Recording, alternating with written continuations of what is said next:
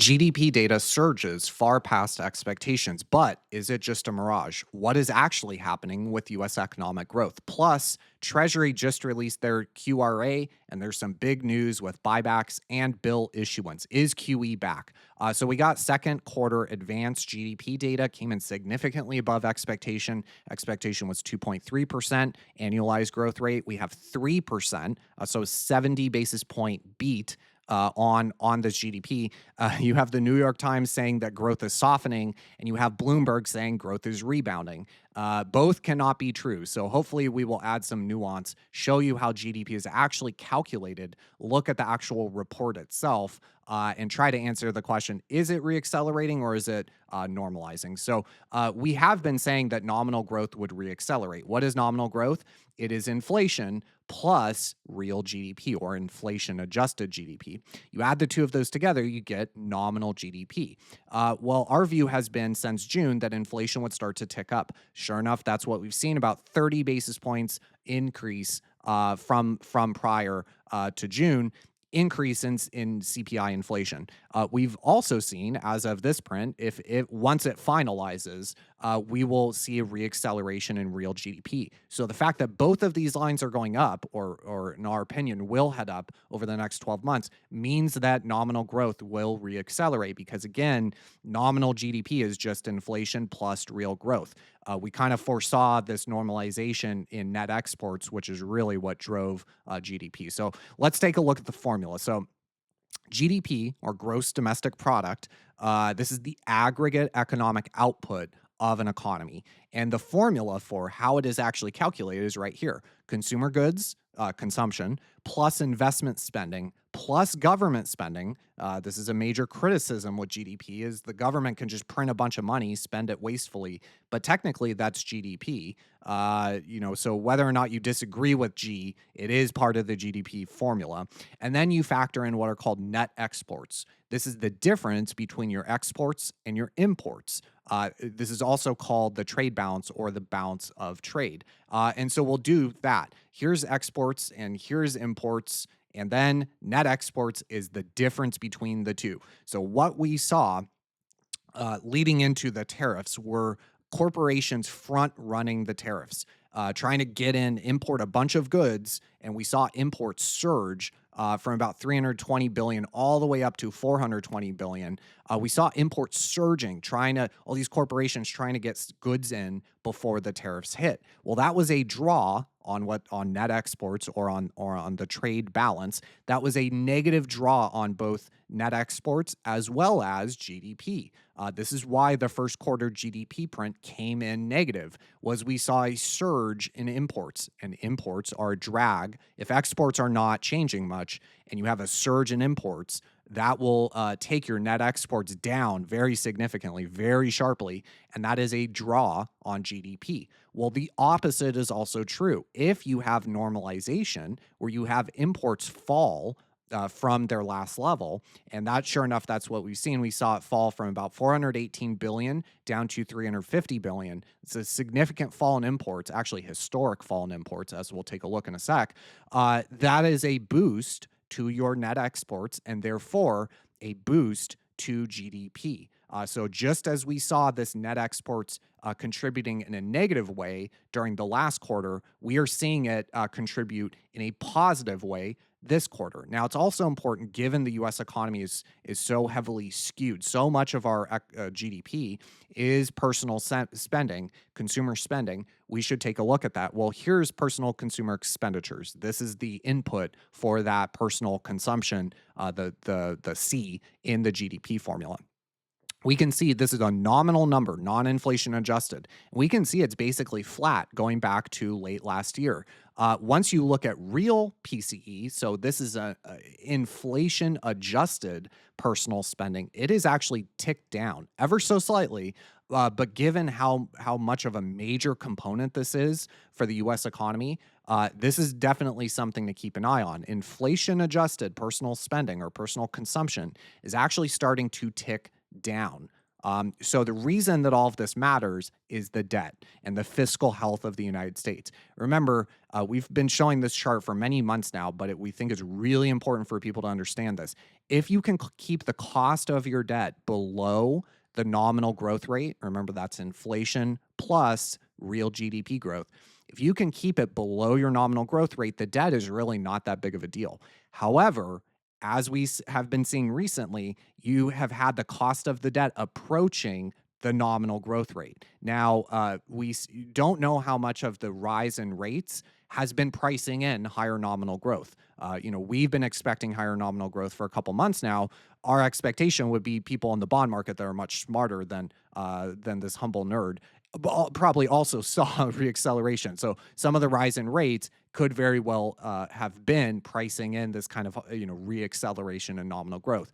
If that's the case, then it'll be important to watch the relationship between rates and the nominal growth rate. If you have inflation and real GDP both ticking higher, that is going to drag your nominal growth number higher. If you keep rates kind of generally where they at, this is why the QRA matters so much, and we'll look at that at the end of the video. If you can keep the cost of your debt relatively flat at these levels, and you have nominal growth start to accelerate, that'll bring this white line down. That'll make the debt burden more manageable for the government. This is part of why it matters so much, one of the reasons. So we saw, first quarter, we had negative GDP, 0.5%. This quarter, this is an advanced estimate, so it's not official yet, but we saw 3% increase. Now, here's a chart showing showing that change. And we can see that the print we have now is basically just normalization to kind of historical averages. It was really this that was the anomaly. And it was driven just by that surge in imports as companies tried to get ahead of the tariffs. So here is the actual release. And I will link to this in the description. They say in the second paragraph that the increase in GDP primarily reflected a decrease in imports, which again are a subtraction on GDP, and a slight increase in consumer spending. They were offset by decreases in investment and in exports. So here is an interesting way of looking at the data. This takes each of those kind of individual components of GDP, and it tells you how much of a percent contribution the change was. And we saw that imports were a 5% contribution to this final GDP number of 3%. Imports played 5%. The change in imports drove this by 5%. This is, according to Bloomberg at least, the largest contribution from imports ever in the history of the United States. So just as imports were dragging down GDP in the last quarter, we see a significant kind of normalization where imports are kind of coming back to a historical average. That is going to be a boost to real GDP. They talk about the PCE that we looked at. They also talk about investment. So investment was down significantly, as we will take a look here in a second. This is the table, and you can go through each one of these individual components of each category. So personal consumption is further divided, goods, and then even within that, durable goods versus non-durable goods. Then you have services, right? So each of those four main categories that go into GDP, they break down into even more precise subcategories. So you can take a look through this. But the other thing that we saw that dragged GDP down in the last quarter was government spending. Now remember, this government spending is a positive contribution for GDP. Well, this administration, is cutting government spending. So even though, hopefully most people would agree that at least cutting wasteful spending is a positive thing given the fiscal health of the U.S., it's a negative for GDP. Well, here we saw a slight tick up in government spending by about 0.4%. Now, look at how much this government spending, look at how much this was contributing in the last administration. It was a huge driver. The fiscal spend,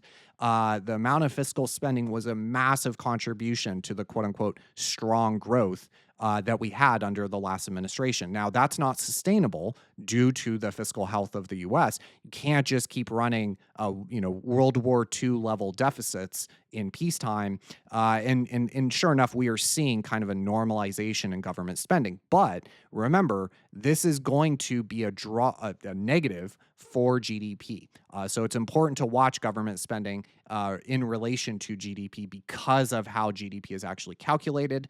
Here is what we were looking at earlier, that how much is that components change contributing to the final GDP print? We know GDP came in at 3%, but how much did each one of these components contribute to that change? And net exports, we can see basically 5%. Look back kind of to prior data prints. We can see it's never even 1%. It's the fact that we saw 5% contribution to the overall print. This is historic, at least going as far back as this particular data is concerned. And so I will link to this in the description. You can go through each individual component. Really, I think the major story here is a normalization in that net exports, which is the difference between imports and exports. So we also had ADP employment data come out today that also beat expectations. That came in better than expected. As we can see, it's basically kind of in line with the long run average.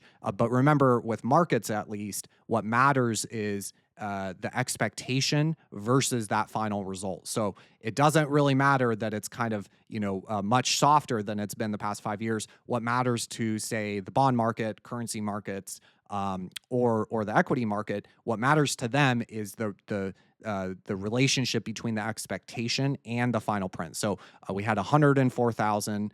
The expectation was for about 60,000. Here's how markets are responding. It is 7:30 Pacific time here. We can see that yields rose. The dollar is really kind of squeezing. I'll link to the video we did yesterday. We think that with the TGA refill, the dollar can continue to kind of squeeze from here. And we see equities are up slightly. It looks like VIX is still remaining somewhat elevated. Gold is down, and rates are higher on both on the strong GDP print, but also this QRA, which we will take a look at in a sec. Of course, one of our first kind of viral videos was on interest rate differentials, and so it's important, to stay true to our heritage. Look at interest rate differential. Here is the dollar euro exchange rate. So remember, as the red line is going up, the US dollar is strengthening versus the euro. Here in white is the interest rate differential. This is where you take, for this example, we're looking at the 10-year interest rate differential. We take the US 10-year yield and we subtract out an average of the European interest rates. And what we saw during April, part of the kind of all the craziness in markets, was we saw rates in the US relative to their European counterparts actually move sharply higher, but we had the dollar versus the euro sell off and weaken substantially. Now, that is not normally, that is not the norm for currencies and interest rate differentials. We saw them start to move in the opposite direction from each other. And what we see with the pop in the dollar recently is it's not corresponding to a radical change in the interest rate differential. Because remember, it's not just the US 10-year yield itself. You have to look at it relative to other countries' 10-year yields if you're trying to evaluate things like FX currency exchange rates. And we see that the dollar is strengthening significantly versus the euro. Now, it's had a significant sell-off, so some of this is probably just positioning and technical, and short term could see further strength in the dollar. But look, when you look at the interest rate differential, it hasn't really moved going back to the low that the dollar euro had back here in June. So here's the QRA. I will also link to this in the description, but this is called the Quarterly Refunding Announcement. So we took a look yesterday. This was the estimate by the Treasury for the borrowing. We see that they are estimating a massive amount of borrowing And a huge driver for this massive amount of borrowing is that they need to refill the TGA. So they're estimating to borrow about $1 trillion. And again, I will link to the video I did yesterday and at the end. But they are trying to refill the TGA. So what is the TGA? Here in white is the TGA. It is the Treasury General Account. It's basically the government's checking account. Remember, as the white line is going up, that means that dollars are being sterilized and sucked out of the economy and put kind of sequestered into a bank account. So as the white line is going up, that is actually a negative for dollar liquidity. As the white line goes down and that money is spent into the economy, we can see from April 2024, the TGA was about $1 trillion. Right now, it's about 330 billion. So that means that $700 billion that had been just kind of locked up in an account has been spent into the kind of global financial system. This is positive for dollar liquidity. Well, the TGA, they like to keep a healthy amount of kind of reserves in their TGA so that they can fund operations in the event of an emergency. Now the debt ceiling was raised, but they still want to try to get this back to a healthy buffer so that if there are any emergencies, they can cope with paying their bills as the government. And so that is part of the reason why the Treasury expects to borrow $1 trillion over the next quarter, is to, in large part, refill the TGA by about $500 billion. So a lot of the debt issuance is going to build back this TGA, that buffer that they try to keep, back to, I think they said 850 billion is about the target that they would like to reach. Now, the reason that this matters is that that is going to be a removal of dollar liquidity. Remember, at least on a Fed net liquidity basis, when you're looking at Fed net liquidity, as the TGA is moving up, that is a draw on dollar liquidity, is basically dollars that are being locked up and sequestered and sterilized in an account. And so that is a negative for dollar liquidity. We know bank reserves have been coming in recently. We know the Fed's been engaged in quantitative tightening, right? So bank reserves, the money supply, the monetary base has actually been falling. And there is a level called the lowest comfortable level of reserves that if they are planning to rebuild by about $500 billion, $500 billion, we could see some potential dollar liquidity issues. And so this is why we expect the dollar to maybe squeeze a bit and move higher on a short-term basis, is because in some part due to the reacceleration in growth, which is generally strong for the dollar as our rates move higher. We were looking at that interest rate differential. As that starts to increase relative to other rates around the world, that attracts capital into the dollar, causing dollar appreciation. But we also see kind of a negative shock to dollar liquidity as a result of rebuilding the TGA. Now, this is coming at a time where the reverse repo, kind of also think of as a sterilized dollar liquidity. This has been ran down, and we are only at about $150 billion in the RRP, meaning that there is not, even if you took the RRP down to zero, there's only 150 billion of kind of sterilized dollars that can be released into to soften the blow. While the Treasury is trying to rebuild their TGA by $500 billion. So 150 billion is nowhere near enough. Even if they took every single dollar in the RRP, it will not be enough to refill the TGA. So there's potential for negative dollar liquidity shock. This could have adverse consequences for, say, the equity market. It is just a risk to sort of keep an eye on. The other major news is they're looking to increase, well, they are looking to keep their kind of longer term debt relatively stable. So they're not planning huge increase or decrease to the 10, 20, and 30-year bonds. This is probably good because there's not a ton of demand. Clearly, we've seen rates moving higher, especially at the long end of the yield curve. We have this bear steepening ever since the Fed started to cut rates, which is bearish for bonds. Well, what this indicates, again, it's a bear steepening. This is bearish for bonds, meaning rates probably will head higher. Now, reducing the supply or keeping it constant, which is what we see with this QRA, is good because remember, the bond value is inverse to the yield. So if, by reducing the supply, if demand stays constant, theoretically that would push the price of the bond up and the yield down. And so, even though Scott Bessent was very critical of Janet Yellen under the last administration for shifting so much issuance into these shorter term bonds, he is basically, not, he's being a bit of a hypocrite and not, now that he has the ability to renormalize debt issuance, he is not taking that. I think because he's smart enough to realize if we increase the supply, there's not a ton of demand at these rates on the long end. Long end rates would move higher. And I think he's smart enough to recognize that. The other thing that's interesting, so we mentioned the long term debt is staying relatively constant. The other interesting thing is bill issuance. And so they actually expect to slightly increase bill issuance. Now, we did a whole video on fiscal dominance and how bills are less volatile. Those short term government bonds don't move around as much in terms of as a piece of collateral. Because remember, as the private banks create new dollars, print new dollars, they are using treasury bonds as collateral to do that. Well, if a treasury bill, the value of the collateral doesn't really fluctuate that much, you can has lower volatility, so you can lever it up more easily, more readily lever that treasury bill than you can a treasury bond, whose value moves around much more due to convexity. So because treasury bonds have much more volatility, they are not as pro liquidity.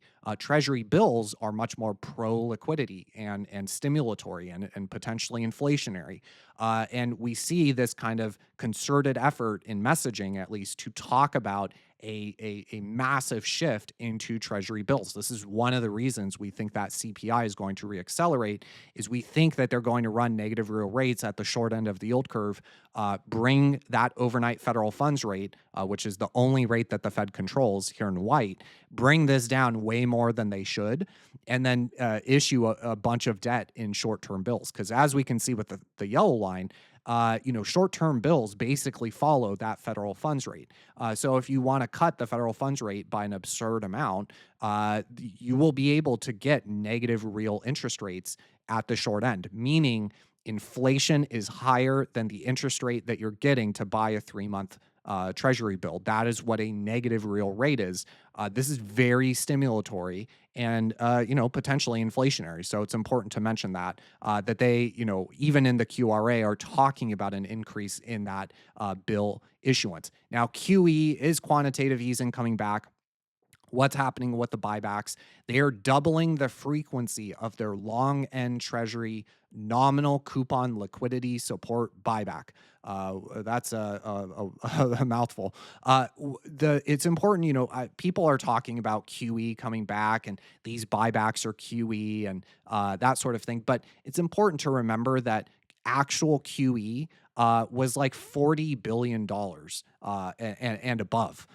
Between $50 billion and $100 billion was kind of the average QE amount. We're only talking about 2, 3, 4 billion. And so will it have a drastic impact on long-term bond yields? Probably not. But the fact that they are doubling the frequency of these buybacks of long-term debt indicate, it is worth noting and it is worth keeping an eye on. But the people that are trying to call this QE and this is going, this is super significant, the scale relative to actual QE, the scale is nowhere near the same. Now, the final thing we want to point out here is the federal deficit as a share of private savings and corporate profits. This is at 40%. So the U.S. government, if we could only fund the U.S. government from domestic cash dollars created by private corporations here in the U.S., as well as private, individual U.S. citizen savings, it would eat up 40%. The deficit, the annual deficit, would eat up 40% of the total private savings and annual corporate profits. It's actually higher. It's like 41 or 42%. Now, of course, we don't fund the deficit just within the U.S. We fund it globally. But, it's, again, important with all the kind of deglobalization and trade policy changes. It's important to watch because if the US were forced to fund the deficit on its own, if we didn't have current account surplus countries like China, Japan, who are in the opposite position, right? They are accumulating huge amounts of savings and then can invest those savings in, for example, buying our debt. If you have those buyers start to step away, as they have been, by the way, for 11 years on a net basis, that can push rate, that can have a dramatic increase, because we know that 40% of private savings and corporate profits are not going to be put into buying treasury bonds, especially if they're yielding a negative, a guaranteed loss of 2.5% per year. No one, yeah, I mean, I shouldn't say no one. There will be buyers of that treasury bill yielding a negative real rate, but it's not, if 40% of total private savings and corporate profits, certainly not going to be 40%. We know the kind of bottom 70 or 80% of America is really struggling. Private savings has been declining, not very robust. Corporate profits are doing great, of course, but our corporations are really going to put such a significant degree of their profits into a guaranteed loss instrument, a certificate of confiscation, like a negative real rate treasury bill. I don't think so. And it's at the same time that we have the deficit as a share of GDP at an utterly historic 7%. This has never been seen before outside of like a world war or 2008 GFC, when the entire global economy was coming to a standstill. So the deficit, the funding needs for the government are immense. And so, QR stuff like the QRA is really important to watch. I do think that eventually QE will come back, but I think it's too early to call this increase in the buybacks. I think it's too early to call this QE. I think that there will be QE eventually, maybe in the next 9 to 12 months. But this particular buyback, in our opinion, is not QE. And just to summarize with the GDP data, when you have a normalization in net exports, which is the trade balance, which is what we saw, is this really a massive boost in GDP? No, not really. But neither was the first quarter, where we saw just the opposite, where imports were surging. That was also, on the other side of the coin, not a draw on the U.S. economy. We had a negative GDP print, but it was only because of tariff front running. And, this quarter, we just have a normalization. So it's not necessarily that GDP this quarter is so great. It's just a normalization of, the surge in imports that we saw. And we can see the whipsaw in the net export number, the trade balance. We can see that whipsaw, hopefully very clearly here, going back to this time last year. It basically round tripped. It went from 72 billion down to 138 billion, and then back to 71 billion. So it's basically just a round trip. There will be another couple quarters, most likely, of noise when it comes to imports versus exports. And, of course, we should also watch personal spending. That's a major component of GDP. We should also mention or also watch government spending, given kind of the degree to which the government has grown over the past 5 or 6 decades, but especially since 2008. We will also need to watch government spending. But, over the next couple quarters, we should be able to see kind of things start to finally kind of settle in to where the U.S. economy actually is. Now, of course, we have a K-shaped economy, bifurcated economy, where multinational corporations are doing great. The top 1% are doing great. The bottom 80% are not doing great. You have asset markets at all-time highs, is stock market, gold and Bitcoin basically at all-time highs. You have home prices at all-time highs. So the wealthy that own all those assets, the vast majority of them, they're doing great. While the bottom, they have debt. And that debt, as we know with bond yields, that debt is much more expensive than it was just a couple years ago. That is crushing the bottom 70 to 80% of Americans who don't have financial assets. They just have debt. So the K-shaped economy is real. And, again, we only have aggregate data. I wish that there was better, more accurate data. But all we have is the aggregate. All we have is that overall GDP. that reflects both the bottom 70% and the top 1%. And so for now, until we get better data, we will continue to watch these kind of data prints. But it's important to realize that, just because GDP is running at 3% does not mean the US economy is in strong shape. If anything, talk to, kind of the average young person or someone that is not in the top 1 to 10%, and they will tell you the economy has never been worse, at least maybe going back to 2008. So important caveats. Hopefully that was helpful. We have the Fed meeting later today. I'll do a video after that's done with any thoughts on that, and I will catch you in the